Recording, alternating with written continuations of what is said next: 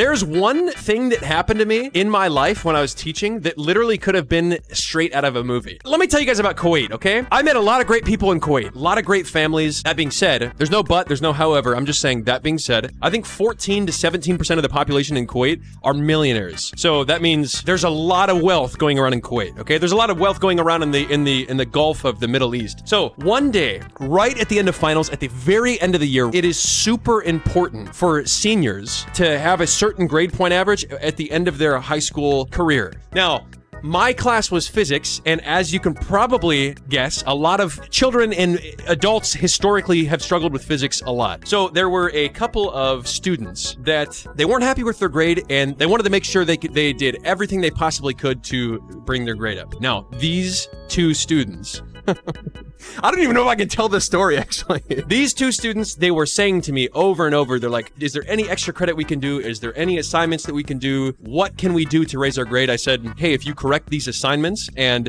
do well in the final, I'm sure your grade will be brought up. Bro, I'm getting nervous right now. I don't know why. This is such a crazy thing that's happened to me. Anyway, after a month of hearing that, these two students, they walk into my room after school unannounced. I don't think they scheduled an appointment with me. And again, they wanted to talk about their grade, of course, right? They wanted to make sure that, is there anything they could do to bring their grade up, right? And I said the same thing. I basically was like a parrot. I was like a broken record. Correct your assignments, show me you understand what you didn't understand before, and do well in the final. And as we were talking, they were kind of making jokes, like they were trying to keep the conversation lighthearted, and suddenly, like an envelope kind of like this showed up, like on my desk, and I was like, I just like picked it up mid-sentence and handed it back to them, thinking that they dropped it. I don't even remember it being placed there. I was like, okay, whatever, here, like, take this, I think you dropped this, take this back. And they kind of looked a little embarrassed. Some alarm bells started going off in my head. I was like, okay, this is kind of weird, but like, I didn't really make anything of it at the time, like at that moment. And we continued talking, they continued making jokes, and this time, as they were about to leave, so I think we were talking for about 5 minutes, but as they were about to leave, instead of placing the envelope on my desk,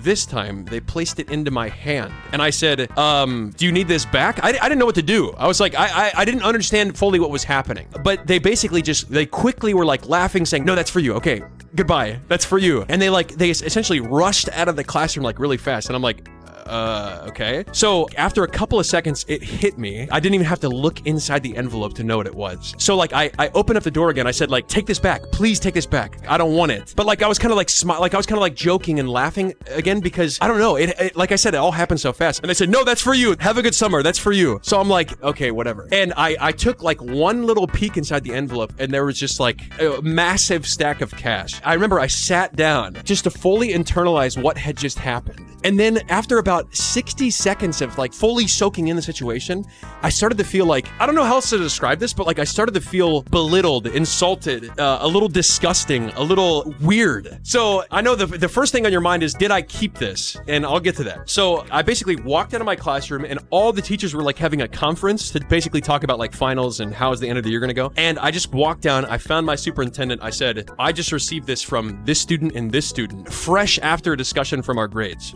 And I'll never forget this, by the way. The superintendent took the envelope, walked behind a bookshelf, and like, it wasn't a tall bookshelf. He was taller than the bookshelf. So his head was like peeking over, and he was like looking down, like fumbling through the envelope like this. So like, you could clearly see that like he was there looking what was inside here.